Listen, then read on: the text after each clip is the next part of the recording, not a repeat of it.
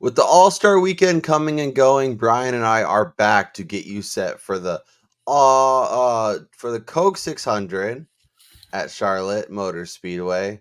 Very excited. One of the longest races in NASCAR, but a very fun race, a very exciting race. We'll talk about where we are at this point in the season. We'll also get you set with for Charlotte, our favorite bets at this point. We'll look at the odds, all of that good stuff, all in today's Angle of Pursuit podcast. Ross Chastain used the wall all the way around this racetrack. Logano has been the class of the field. Check out the big brain on Brad. Yeah, I need to change my underwear. Brian Twining, the week off, I think, did us both We're back. A bunch of good, but yeah, we are back. The All-Star race was just the precursor to the KFB Ricky Stenhouse brawl in the pits. I can't wait for this week to see how they track, because I'm sure no matter what happens, they're going to be near each other on the track, because that's how karma and all that stuff works. So that is, quite honestly, let me just interject here.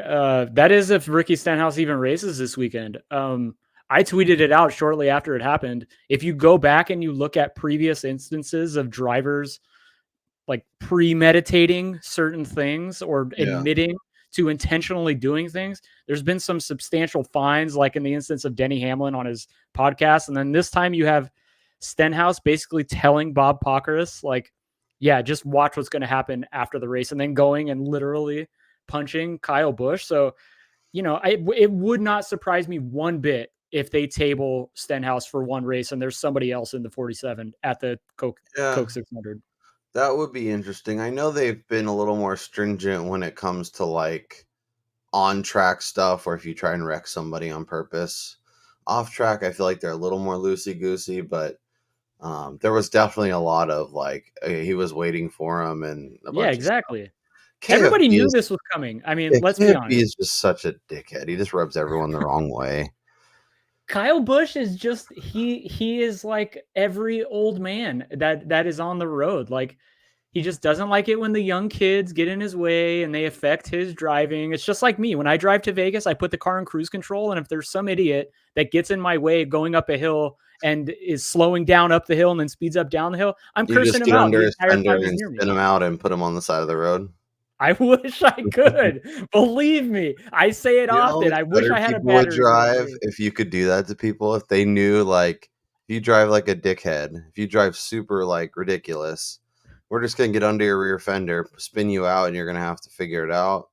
People would be a lot more like, "Oh no, go ahead, it's fine. I'll get in where I fit in." Oh, dude, I would be the guy on the road that would have the scrapes on my wheel wells for me dooring people all the time. Yeah, believe me, that would be everyone's cars would look like a prop from Mad Max or something. Yeah, all this extra sheet. It'd be great. Yeah. So, but yeah, so the All-Star weekend was good. Glad to take a break, to not stress. I think we needed a reboot after how Goodyear went, and we'll kind of review the card from that. We'll talk about kind of our season bets and where they're sitting currently. And then as always, jump into Charlotte this week to find some value, because Brian, we got to get back on the horse. It's been a little bit of a rough couple weeks for us, but I feel overall we've been fine. And I think if we another one good week and we're back in the green again. So yeah, I mean, go ahead. Let me just say, like, as this pops up and you see all this red here, I don't feel like the amount of losses that we took are really an indication of the direction that we were in. I mean, I know, like, for me, Kyle Busch and Chase Elliott top 10s, those were non-factors early on. But Martin Truex Jr. and Ryan Blaney, like, look, we're a William Byron fan show here, but it's his fault that those two guys got wrecked out. Two of the better cars of the race got wrecked out early because there was no reason to take them 3 wide that early in the race. Yeah. And then, like, for me, like with Joey Logano, I had him with that top Ford. Now, would he have been able to compete with Keselowski? Maybe not. But had he not gone a lap down, or what, the caution had come out at the wrong time with him, he's probably competing inside the top 10 all day. So there's a lot of things that could have went differently and helped us out, but that's just the nature of racing. Yeah, I felt like we were onto something with MTJ for sure. He Oh looked yeah. really good. He was running near the front. Felt like that was something that had a real shot. Tyrone Gibbs ends up getting second. It really felt like he was kind of that second tier of car, even though he was running there. Keselowski was the best car. And I know a lot of people were on him, so props to you, even if you got in at the 10 or 12 or whatever it happened to be. It was a little short for Brian and I, considering Yeah. how long had been since he had found victory lane, but he But was able to do it. He was able to put it together. I know a lot of people were on him, so props to you. then you also have to look at the Keselowski win and realize like he was destined to finish third. Had Tyler Reddick and Chris Buescher not wrecked each other, it's those two guys that's winning the race. Let's be honest here, because Tyler Reddick was a rocket ship, and Chris Buescher, he was fantastic as well. Yeah.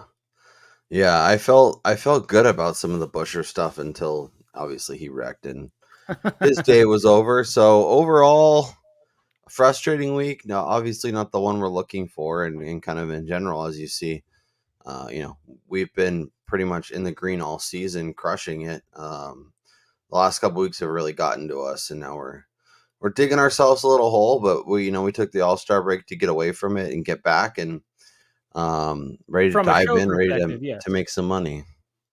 Yes, because I did. If you follow me on Twitter or if you tuned into Wormy's pre-race poll or if you listened to their Stay Green podcast, I had responded to Wormy on Twitter and told him the only two bets I had made for the race were Logano outright and Hamlin over Larson, which holy effing bleep. How on earth did Larson find his way to competing for a top three? I have no idea. So Yeah. I cashed two of those. That was my only two bets. Obviously, I didn't give those out for the show because there was no reason to bet the All-Star race because we had no freaking clue what was going to happen with the damn weird tire situation. No, that was way, as Wormy says, that was way more gambling than wagering. Yeah. So, I will say our season-long bets are looking okay. You got your over 0.5 on Keselowski, one of your big bets, so that was a nice hit for you. You also have over 2.5 for Hamlin, so that's really nice. I joined you on that one. Where Chase Elliott win away from crashing that one, as well as I took the alt over 2.5 to see if I could find some value there. So far, so good. I was just gonna say on the win totals, like it feels really good having 3 of the 4 guys with already having one victory and just needing another one to cash their overs. I mean, Logano is really killing me right now, but maybe the last 2 races, just with how he's ran, not his finishing results, but how he's ran, are an indication that Penske has found some stuff, especially just forward looking much faster in general. Yeah. I'm feeling pretty lucky with Chris Buescher not having at least a win at this point. Yeah. He's been really competitive, really good. So yeah. I don't know how I feel about the under 1.5, but so far so good. I need to add to my championship futures. I don't love the Chase Elliott, Ross Chastain, Brad Keselowski trio. Like they're fine, but I need some like Larson or MTJ or somebody that I think maybe even Reddick who could do really well at Phoenix. Obviously, you have Logano at 14. That's pretty nice. And the Gibbs at 25 is, I think, really nice, but probably a year away. I did have my championship for it plus 475. So I wouldn't hate to see him there, but hey, kid is good, man. He's really good. He's good. And Phoenix is a place where he can thrive. So pretty excited to see what his future holds. With that being said, Brian, should we take a look at this week's odds and figure out where the value may or may not be? I am very excited for this race. This is one of my favorite events. Yeah, I love this race. And I was actually looking Indianapolis 500 odds because I think I will be betting the Kyle Larson double this week. Oh my gosh. Win Indy, win Coke. You parlay them on Caesars. It's basically 42 to 1 So I will add like a 1/10 of a unit to our card, just for giggles there. But that's a fun bet to make. Yeah, just on the Indy 500 thing, I just don't see Larson competing with like the Penske guys, Newgarden, Will Power, like those Yeah, guys are fast. they And the are. experience But that they have here. Larson looked pretty good. Yeah, but they've also like brought a rocket ship for him. Yeah. I trust him in something with wheels. I don't really care if it's on dirt or if it's on track or if it's an IndyCar or a NASCAR. Honestly, Yeah, want to see him drive Formula One. I think that would be really fun. that would be a lot of fun because I think it would get a little more spread out, especially than the And Indy. I think he's just an incredible driver who knows how to win. So Yeah. inside 10-1, we have 4 options to choose from. Kyle Larson 475, Denny Hamlin 6-1, Tyler Reddick 7-1, Ryan Blaney 8.5-1. Any interest in diving in on any of these names at this point of the week? No, I'm not betting anybody under 10-1 Yeah. this week. I just don't see the value there. Like Blaney, yeah, he won the race last year, and everybody's going to go back to that and be like, "Oh man, he had a rocket ship." But again, I'm going to go back to the fact that we did not get any practice or qualifying, so nobody could make any adjustments. And I do feel like he reaped the biggest rewards from that because they just hit on the setup from the get, while everybody else were slightly off, which they would have adjusted to had we had the minimal practice and qualifying, in my opinion. Yeah. Yeah, and I mean that's kind of a Penske thing. Like when they nail the setup, like I Yep. think Nashville they did it too. They're awesome. But when it's not perfect, I don't know, especially this year, like it definitely feels like that team as a whole has kind of taken a little bit of a step back, even though Logano won All-Star, but like what does that really mean? Yeah, exactly. And then, I think too, it's important, like with Tyler Reddick, we talked about this a little bit earlier in the year. When has he hasn't been able to close out races consistently. I mean, you've seen it multiple times now. I Yeah. mean, last week too, had he waited another lap to try to make a move on Busher, maybe he actually makes the pass clean Yeah. instead of wrecking both of them because he got a little bit too impatient. So I Yeah. can't get there with him at such a short number. That's not on a road course that he would be strung out and be Yeah. away from other people. So, I'm not touching 7-1 on Reddick. Yeah, like a top 5 feels very on the cards. But yeah, to your point, like maybe we should transfer the bed shitter name from Larson to Tyler Reddick because he gets there and something happens, whether it's a pit issue or speeding penalty or just trying to Yeah. get too aggressive too quickly. I mean, of all the names, Larson's probably the one I want to get to, but I don't feel great about it. And I like mean, the Larson number is like the longest we've seen him open in quite some time. And like I don't feel great about Denny Hamlin. Like he's qualified well the last 2 times, so if you like him, getting in on him now, and he's obviously been great this year, but overall I guess he's been pretty good, but like I don't know. Yeah, Larson is 5-1 at Superbook if you're interested in getting down on him. That's a good number. I mean, But 475. again, like I think it's also important to think about too, like how much energy is he going to have? I know we've seen other guys do it before and we've seen them be extremely successful, but I mean, he's got to do the Indy 500 and then he's got to take a trip immediately to the Coke 600, which I don't know if anybody else saw this. Apparently, Donald Trump is going to be attending the race, which could throw a major wrench in Larson's travel plans to get to Charlotte with how much security goes with, former presidents and current presidents. And maybe Larson doesn't even get into the car until just before the Yeah. driver starter engines announcement. Like, I assume they have a PJ just sitting there waiting for him as soon as he does that. But yeah, it's definitely going to be a very interesting just kind of like pre-race routine, right? You have drivers are so regimented on how we get to the track this day and we get to work, because like we've even seen it when they have rain delays and stuff and it throws the track, the race off by a day. It kind of messes up the drivers. So getting in the car, out of the car after focusing that long, trying to get some rest before you have to drive again is just, It is I mean, interesting. again, if anybody can do it, it's freaking Yeah. Kyle Larson. Dude literally showed up an hour or two before the All-Star race and wound up finishing third. So Yeah. Very, very on brand for Kyle Larson. Let's talk about the next range because I think we'll be getting in on this one for sure. Byron 10-1, Truex 10-1, Busher 10-1, Brad K 12, and Elliott 12. I'll cut off there. We'll dive into Christopher Bell with the next group. So we have a bunch of guys at 10, and then Chase Elliott at 12. Stop me if you've heard this before, but that Byron number feels too long. I was just gonna say, I feel like of this group, I gotta say, I think Byron is the only guy to really consider because of these drivers, he's the only one that I could see their number plummeting if they put it on the front row or say they pull it. Like And he pulled even a it last Keselowski year. or a Busher, they're going to 8, maybe. Yeah. I could see him get down to like 6.5 if Yeah, exactly. We've seen is it the rock. numerous times. He was second last year. He was fourth 3 years ago. Obviously, the year before he had an accident. But yeah, no, he's been awesome, and he's put it on the pole 3 times over the last 6 years, and 2 of the other times he's been in the top 5 in terms of starting position.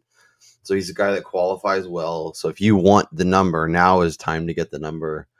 And actually, as you say that, I'm gonna go see if I can find the number because I feels Yeah, I think he's 10 everywhere. that feels like a good number. So I'm adding that to the card. Yeah, he's 10 everywhere. What about the other names kind of in that group? Truex, Busher, Keselowski, and Chase Elliott. Do you have interest at 10 or 12? Not really. Because again, like we're looking at the fact that Kyle Larson is probably I mean, if he's able to even do qualifying, I got to keep reminding myself of this, like depending on his schedule for Indy, like if he qualifies on the front row, he's plus 375, 4-1, and then everybody else probably maintains their number. I just don't see them shortening. I'd much rather see what type of car they have, during practice before I start firing off on all these odds where they're, these guys are being priced as legit race winning contenders. And yeah, Busher, we've seen it, but he hasn't sealed the deal. And Keselowski got his first win in friggin' 4 years or whatever the hell it is. I'm not betting 12-1 pre-practice on him. Watch him run off like I know, like 3 straight wins or something. 3 straight wins or 3-5 or something. Yeah. Yeah. So because I guess I probably should have looked it up. I probably should have looked it up before we started recording. But so is if he's at Indy, is someone able to qualify his car for him? Well, so because they already did qualifying for the 500, I don't know what the schedule is for the Indy 500. Neither of us are real big like Indy fans. NASCAR on Saturday, fly to Indy for the race on Sunday, and then fly back. Yeah, so I mean, he could be there on Saturday, but again, how much of his mind is going to be on qualifying in Charlotte, which is the longest race of the year and is really a battle of attrition. It's not necessarily, let me put my car up front because you have 600 friggin' miles to get through. Yeah, there's also, it looks like there may be thunderstorms and stuff that could delay the start of the Indy 500. Oh my gosh. Which could make it things even more sketchy. So do they have somebody ready to go if he can't make it? I guess, like I said, probably should have looked it up. I'm wondering if Kevin Harvick. I can't imagine they do because it's not going to be Kevin Harvick because he has to do the broadcast. Yeah, but at least he's there. He could just come down and broadcast. Yeah, they're going to throw old man Harvick into the car. Like that'd be hilarious. Maybe they just pull their. Well, yeah, they wouldn't pull their entry. They'd have to put somebody in there. But yeah, I don't. Maybe they call up Roger Carruth, who's driving for Hendrick in the Truck Series. Yeah.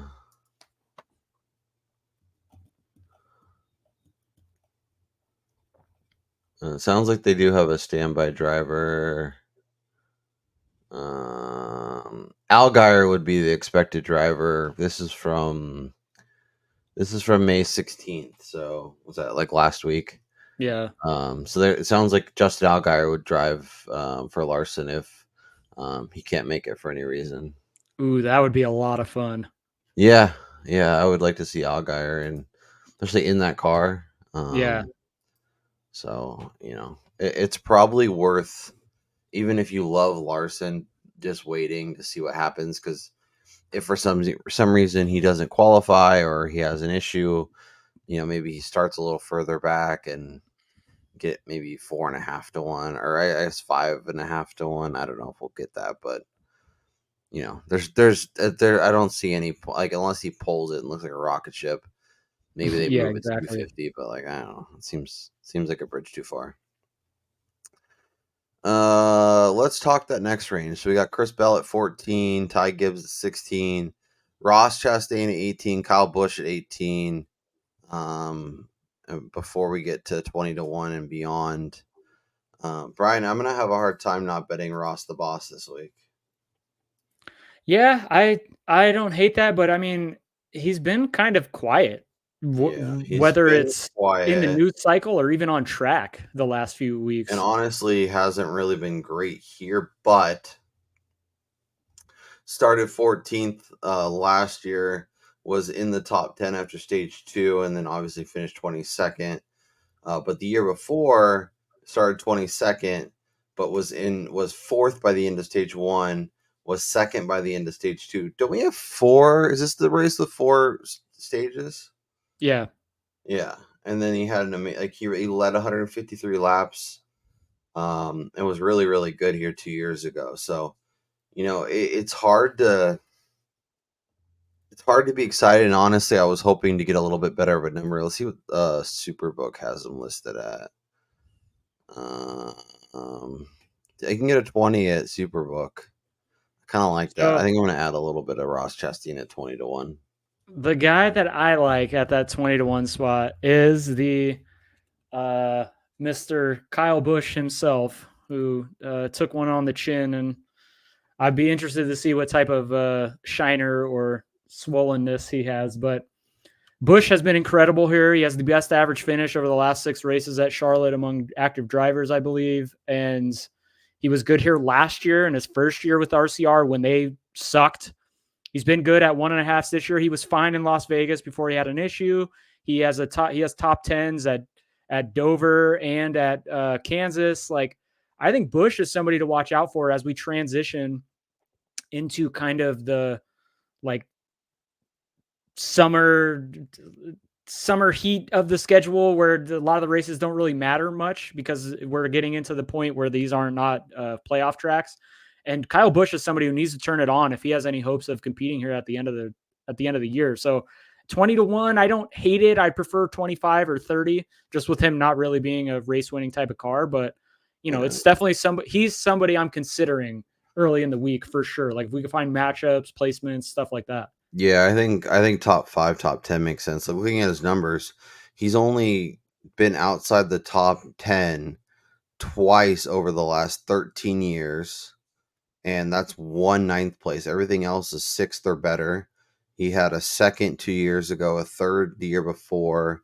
He's been like a top 3, top 4 car for 6 of the last 8 years. That's pretty incredible. And he's been strong. He's led laps, like obviously 2018 when he was really, really dominant with Joe Gibbs. He was awesome. He led 377 laps here, but he's a guy that gets up front, stays up front, and like you mentioned, has been kind of just better in general on the 1.5 miles. Yeah. Again, like at 20 to 1, that's a decent price. I'd probably like it a little bit longer, just kind of on the same topic of Keselowski, like not winning very often. But yeah, I'm looking at iFantasy Races charts. The Charlotte Next Gen speed rankings. Byron is second with 3.5. Reddick is first, and then it's Blaney, Hamlin, Chase Elliott. Kind of interesting. Where is Kyle Busch? Kyle Busch is actually tied with MTJ and Chris Bell. and ahead of Kyle Larson, which I think is interesting. And then from 2024 mile and a half, KFB, where are you at? Larson. So it's Hamlin, Larson, Truex, Reddick, Gibbs. Kyle Busch is top 10. Where's Chastain? Chastain is 8th. So, but he's gotten better. He was 11th at Vegas. He was 8th at Texas, and then 6th at Kansas. So, kind I of feel like interesting. Chastain has like turned into this guy where he randomly shows up. Yeah. With speed. It's no longer, he's good at this track. He's going to show speed. Yeah. Yeah, it really seems like Trackhouse has been so up and down with what they bring to the track every week, and they haven't been able to fix stuff as quickly and as strongly as they had in the past. So, kind of interesting. A little. It's got to be a little frustrating from Ross and the team as a whole. And Suarez, like obviously, he was awesome in Atlanta, but then kind of became a ghost after that. So it's hard to know what to expect from them week to week. And then, if you like Chastain like I do, it might even be worth waiting because when he shows up early and he has tons of speed, that's the weeks that he turns into a rock and flays away. So maybe he'll qualify like 17th or something, and you get even better number. But if he looks good in practice, that number could go away. So I'm taking a little bit now, and then I'll maybe double down if I get if I still have a good number come race time. What about Logano, Bubba Wallace, Alex Bowman, Noah Gragson, or anyone really like beyond kind of the guys we've talked about? Any interest in any of those names? Yeah, so I think Logano is pretty intriguing just knowing how good Blaney was here last year and seeing Logano's speed, I guess you could say, the last 2 races. Obviously, they don't correlate to this track type, but it's just interesting to see how Ford all of a sudden has found something, it seems like, with them, running up front, numerous cars up front. Yeah, it's more the SHR guys, not Ryan Preece. As opposed to Penske, Well, he but you doesn't got to even go think to the that, meeting, so it makes sense that yeah, his car's slower. yeah, you got to think as a camp though, as a manufacturer, they're sharing some data, and Logano doesn't have the greatest success here at Charlotte or at the 1.5 for that matter, the last year and a half. So I'm not getting down on this 20 price or even the 25 price at Superbook, but I think he's somebody who could be like a pre-practice and qualifying leverage bet in regards to he's going to bring single lap speed. Maybe he qualifies up front. We've seen him do that at the super speedways where he just brings a freaking rocket ship. And then you hedge off of that with matchups post qualifying against guys who look better in practice and stuff like that. Just because, we've seen it before with Penske. They look great on Saturday, and then when Sunday comes and their cars just fade like rocks. So he's not somebody I'm optimistic about winning, but for value, I think there's some there potentially. Yeah, I think that's a good shout. I think Bowman too. Of these guys right here, I think Alex Bowman is a sneaky play this week. Yeah, you can get him at 40 at Superbook. I don't hate that. But I don't know. Him and Gragson are both kind of in a very similar bucket in terms of average speed. They've been kind of like borderline top 10 guys. Yeah. And I don't know if I'd almost rather have you peak in valley than, if I'm shooting for a race winner, than someone who's been consistently 9th through 12th or 13th. Yeah. So it's kind of hard for me to get him, and he hasn't been very good here. So how do you value it? I'd almost rather bet Gragson at 60 than Bowman at 40. Yeah, it's just so hard to get down with, what's essentially a rookie. Let's just call it what it is. He ran a bunch of races last year too, but it's in a great car. Gragson looks fine, but this is a long ass race, and that's the one thing is I don't like. I do worry about drivers who are very much up and down like Gragson. Honestly, probably a little Bubba, a little Chastain too. But it's like it's such a long grind. You have to stick in it. You can't just like get Yeah. annoyed early. Like Reddick will probably do the same shit. Like I'm fine, I'm fine, I'm fine. Lap 27 of like stage 3 crush. Oh, that was stupid. I still have an hour to go. Exactly. Yep. So yeah. Okay, so right now I have 2 outrights. I have Byron at 10, and Chastain at 20. Are you adding any outrights and or anybody on your short list to potentially add? I might add Bush at 20, but again, it's just so hard. He's 20 at Superbook. Yeah. I like the Chase Elliott number at 14 too, but I just don't see him getting too much shorter yet. Like obviously the books have adjusted slightly because I mean we were getting 20s at one point this year, Yeah. but I don't see him dropping lower than like 10, even if he's qualifying near the front. So Yeah. I don't think I'm going to get there with him. I think Bell is somebody who could pop in qualifying. Yeah. But like in the same breath as Tyler Reddick, like outside of Phoenix, when has this dude been able to keep tires on it when it matters? So Yeah. At least the Bell, like I feel like if he has the car, he'll be a legitimate contender to win. Or well, some of these other guys, and that's the thing is like if he shows speed, then that's great. But one thing to keep in mind is that he's not necessarily unloading the same way that he did last year at 1.5s. no. So, when we were getting all those like pre-practice and qualifying value on him, I don't see the same coming out of that camp right We're now. also getting 14 and not like 8 or 9, which I feel like we got a lot last year. So I don't hate it. So am I convincing you to bet it? Kind of. I hate where I'm at, but yeah, like he finished 24th last year, but was second after stage 1, Yeah. 6th after stage 2. The year before he finished 5th, was 3rd after stage 1, 10th after stage 2.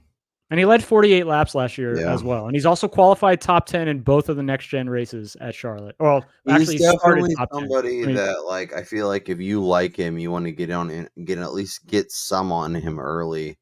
If you want to, grab like half your bet on him at 14, and then if he looks like a rocket ship and he goes to 8, they grab some grab some more. I don't hate anybody who does that, but he like Brian said, he's been a top 10 qualifier the last 2 years. He's been really solid, and I could see if he qualifies well, him looking awesome. I'm looking at his kind of overall speed rankings from mile and a half. It's not great. He was good at Kansas, though. He was that's what pretty I'm saying. He trash at qualified on Texas. pole at Kansas. So maybe they found that qualifying speed again. Yeah. I don't know. I'm gonna hold off at this point, but yeah, I don't hate Bell. I don't hate Elliott.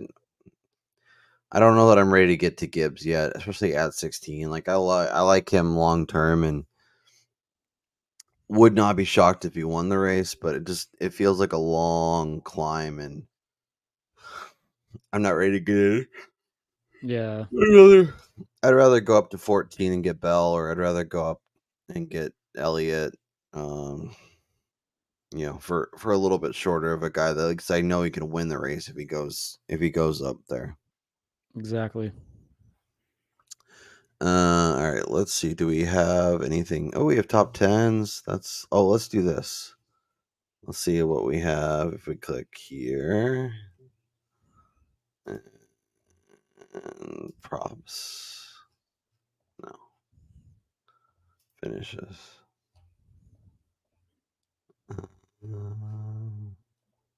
I think it's going to be all the way at the bottom. No, it's just like all the finished top 10, all the finished top 5, both. While I'm looking at this, I will take this as a moment to make sure you subscribe to the Substack, AOP Podcast.substack.com. Link is in the description. Brian and I send out extra picks, both DFS and betting, every race day. So make sure you are subscribed so you can get that in your email inbox. Costs you nothing. helps a lot for us, as well as subscribe to the YouTube if you've yet to do that. We're ever so close to 1,000 subs, which would be amazing. About 30 to 40% of you watching are subscribed, so that means 60 to 70% of you are not. So you should join the 30%. Costs you nothing, does nothing but let you know when we have new content out. And if I do like I did for the last race, where if we get it done early in the morning and I can drop it late on a Saturday afternoon, early Sunday or Saturday evening for those of you on the East Coast, I will try and do that. So I did that last week or 2 weeks ago for Darlington. And if I can do it for other races, I'll definitely try. So subscribe and get in now, and make sure you have it. So that way, if we drop content, you get it. Top 10 odds, Kyle Larson, ridiculous. Let me know when we start getting into names that make sense. So Kyle Busch minus 105 to top 10, I think is really interesting. With someone like KFB, are you more interested in on him as maybe like a top 5 bet? I was gonna say I'm gonna need to get paid this early in the week. So I'd prefer to bet that plus 225 mark, but I'm also I think matchups are where it's going to be at though. But if you go back to the top 10 market, Chastain at 225 is also interesting. I don't think there's anybody that I'd even consider betting right now until we get into like the 3 to 1 or longer. Yeah, like Gregson, I want to bet, but like plus not 160? At 160. Yeah, no. Woof. So right there, Ricky Stenhouse Jr. plus 375. He's been a machine at top 10ing here, and if he does make the race, clearly he has something on the field when it comes to just maintaining for this long ass race, and maybe he won't make the early race mistake that he made at North Wilkesboro. So him at plus 75, I don't hate. And then Michael McDowell, yeah, he finished outside the top 20 last year, but he did top 10 it in 2022, the first year in the next gen car. This team has been a lot faster than what people thought coming into the year. And if he can just avoid a mistake at 5 to 1 for a guy that's probably going to qualify mid-teens, I think that's great value. He's probably going to pop off at 3 to 1, maybe plus 250 post qualifying. Talk me out of betting Daniel Suarez at plus 440. 2 years ago, so Trackhouse has been basically either their cars have been awesome or terrible here. Yeah. 2 years ago, Chastain and Suarez were 2 of the 5 fastest cars. And then last year they were 2 of the slowest cars. I'm gonna add that plus 440. It's probably a little more gambling and a little less educated wagering, but if I like Chastain and think that if he shows up with a decent car, I think his teammate comes along for the ride. And plus 440 is getting paid out, so I will grab a piece of that. Let me just say that between the two of them, of their 11 combined Charlotte races at the I don't like where this is going. They don't have a single top 10 finish, and their best finish is 15th. That doesn't seem great. So it doesn't. Clearly, this is the last. This is going back for the last 6 races. Chastain's only run 5, Suarez 6, but of those races, neither of them have cracked the top 15. Yeah, it doesn't seem great. And Suarez has gotten worse on mile and a halves. He was fine at Vegas, not great, and then Texas and Kansas got really bad. So that's probably a dumb bet, but you know what? Plus 440, I've bet worse.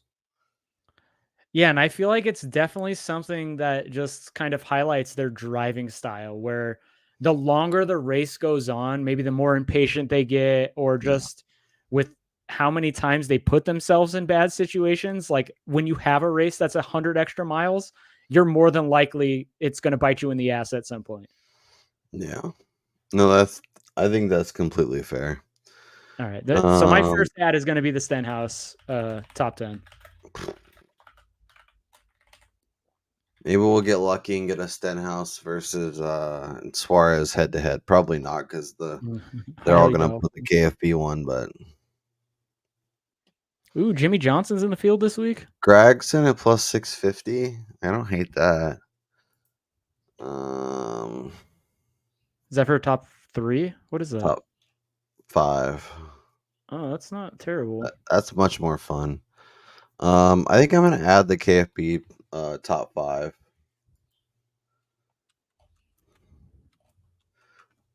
I think he is very like feast or famine, and I think if he does well, he does really well, and he fights for a top 5 most of the day. So, and we've seen him; he's been making it like actually stick, which has been really impressive. And he was good at Vegas, then really good at Kansas. So obviously Texas was a bit of a shit show, but he got there. So I don't think we have. Oh, we can go manufacturer. So manufacturer, Larson plus 130, Byron plus 380, Chase 5, KFB 7.5. I don't hate Where'd that. you get that? Top Chevy under Oh, it's under manufacturer. yeah, you clicked on that one. Okay. 750. I don't hate that. I think you just pick him to win at that point. Probably. Top Ford, Blaney, Busher. Good gracious. 16-1, Noah Gregson. That's outrageous. That's getting paid out. Logano's 6-1. I don't I was hate just gonna that. say, I feel like Logano at 6-1 is like doing a disservice. Yeah. He's a lot closer to the RFK boys than that number indicates. I'm adding that, and I don't even like him. My card is already getting too aggressive, Brian. I don't like this. We're supposed to be trying to get back in the green. There's 2 ways to do it: slow and steady, plinking away at it, or spray the board and see what happens. Yeah, I'm just looking because Logano is. I just don't think that number makes sense. Yeah. Yeah, he's plus 300 on a top 5. Or minus 110 at a top 10. And then you avoid even having to compete with those boys. Yeah. But again, like it's so hard to bet minus money top 10s early in the week for a guy that hasn't really finished top 10 at Charlotte or 1.5 seasons look like shit. And like I mean, I'm looking at speed rankings from the last 3 mile-and-a-halfs, and Logano and Keselowski are actually back to back. Logano was better at Vegas and better at Texas. He was awful at Kansas, so that's what dragged him down. And then Buscher's Kansas is a little actually, bit different though because of the tire wear, I believe. yeah. And then Buscher's been top 4 in terms of total speed rankings at both Vegas and Kansas, which is pretty impressive. He's like a tier up. He's up there with Byron and Chastain and Elliott. Just kind of interesting. Are we under appreciating Buscher's potential this week? I mean, it kind of feels like we might be. Yeah, like he was second after stage 2 last year. He led 12 laps. He's been more of like a top 10 car over 3 or 4 of the last 6. He's been a top 10 car. My guess, the top 10 number is minus money, right? Didn't we when we were looking at it? Do you remember? Yeah. Yeah, it's hard to get to. Any interest in the Toyotas? Christopher Bell at 6-1. I don't hate. Yeah, I don't hate that, especially Truex knowing at how good he 4 is to at 1. qualifying. Yeah, I think I'm gonna those hit both that. make sense.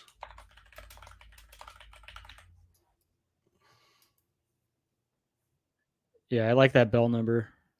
Yeah, I think that makes sense. Let's see here. Scheduled. Do we not have matchups right now? Yeah, there's matchups. Don't you go to scheduled?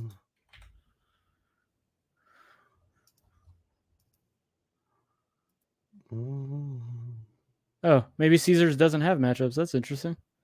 Yeah. Superbook does, and so does DraftKings. Oh man, DraftKings coming in Holy strong shit! here. DraftKings ahead of Caesars. Yeah, Guess that's I pretty can. wild. That is pretty wild.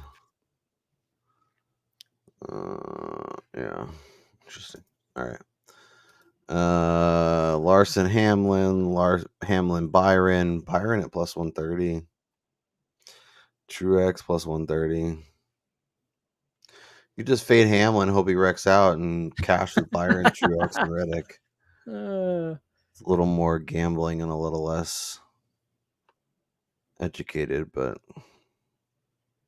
anything jumping out to you matchup wise? This is so hard. Like, They're all kind of minus 110, and none of them okay, really. look, you never want to bet. Like the way that I look at matchups, I try to avoid betting the top tier guys against each other. But William Byron versus Tyler Reddick at minus 110, you're talking about safety versus OSHA nightmare in terms Yeah, of I mean, Tyler Reddick Reddick. could be winning that matchup for like 85% of the race, and Exactly. then Tyler Reddick is way right out of it. Yeah. So I mean, I feel like that's a good thing. I kind of like that Kyle Busch over Bubba Wallace. I was thinking I like Bubba in that matchup. Because I like Bubba. I think Bubba will be a little cleaner, a little more reliable for like kind of borderline top 10, where I think Kyle Busch is either going to be 5th or 25th. Ross That at is plus true. 100 Unless over. he meets Ricky Stenhouse on the track again. Yeah.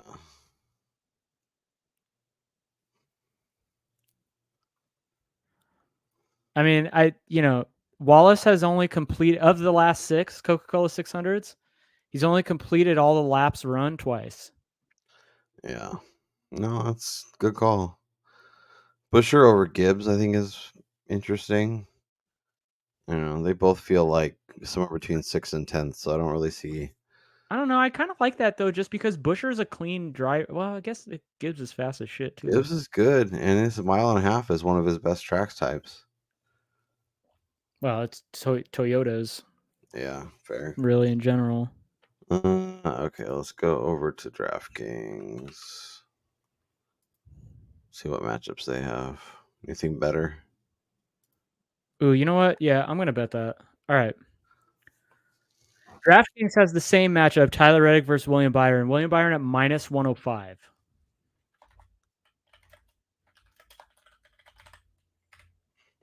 And I'm going to take that because you're telling me. Logano versus KFB. What's that? Logano versus KFB. I think they're both kind of unknowns heading into the weekend. Yeah. I feel a little more comfortable with Busch just based on recent performance at this track in particular. But if you were to ask me which one of them could bring a shitty car and still wind up with a decent finish, that heavily leans in Logano's favor. Yeah. Logano could have a shitty car like most of the day, stay out during like a pit cycle or something weird, and like Exactly. make it stick. Well, where we know Kyle Busch will throw a tantrum and drive backwards. So yeah, you could get Chastain over Gibbs. Yeah, I honestly, as crazy as it is to say, I trust Gibbs more to be safer. That's so crazy. Yeah.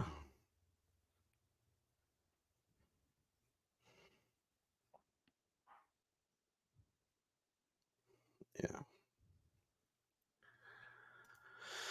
All right. I'm running out of steam. I don't really see. Yeah, there's not a anything lot else. that I'm looking to get down on. No. Right Is away. there anything else? Any other markets we should look at that we haven't really taken a peek at yet? I mean, they have the group matchups, but I don't think there's much value in those right now. No. I was looking at the ones DraftKings had. They were just kind of whatever. I hate back. when they're like 5 or 6 or 7 group cars because it makes it like way hard. Yeah, on Superbook, they do have a group E. again, going back to this is dependent on Ricky Stenhouse actually racing. He's plus 275 over Todd Gilliland, Daniel Suarez, and Michael McDowell. Yeah. Interestingly enough, I will say this does bring some credence to your backing of Suarez top 10. If he has a shorter number here than Stenhouse does, whose number is shorter than Suarez on Caesars. Boom shakalaka. Uh, Yeah. These are gross. These are. I was just gonna say, and you got the ultimate back marker on the bottom there. Which honestly, I'd probably bet Haley just with how good he's been this year, just keeping the wheels on it. I kind of like Chris Buescher in this group, but the Gibbs stuff worries me. Then you just bet Buescher over Gibbs. Yeah, but like I want to get paid out, so plus 285. I'm sad that we don't have a Buescher versus Keselowski. Yeah, I would take that. Ford plus 270, Chevy plus 160. I don't like any of that. Ooh, there's a Blaney versus Keselowski on Superbook. I just noticed that.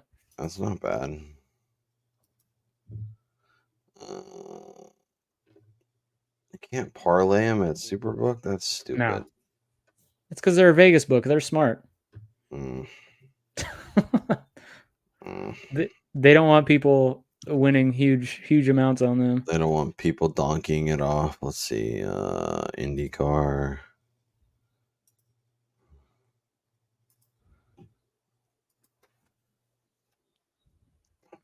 It won't let you parlay at DraftKings either. So Caesars will let you parlay if you have Caesars. Check your book, see if it'll let you do it. Yeah. All right, where are we at? Here we go. Brian Twining. Good to be back in the saddle. Good to talk some bets. As always, we'll be back. We'll record on Saturday. We'll be back in your feed Sunday morning, maybe Saturday night. Make sure you subscribe so that way when we do add it, you get a little notification saying, hey, there's a new video to watch. And get in on it where you fit in on it. We'll talk some DraftKings. We'll update our betting card. And then, as always, everything will be listed in the newsletter on Sunday morning. AOP podcast at substack.com, completely free to subscribe to. Please go and consider doing that. You can check out some of our old posts if you want to see kind of a glimpse on what you'll be getting each race day. For Brian Twining, I'm Kyle Robert. Enjoy the rest of your week, and we'll talk to you next time.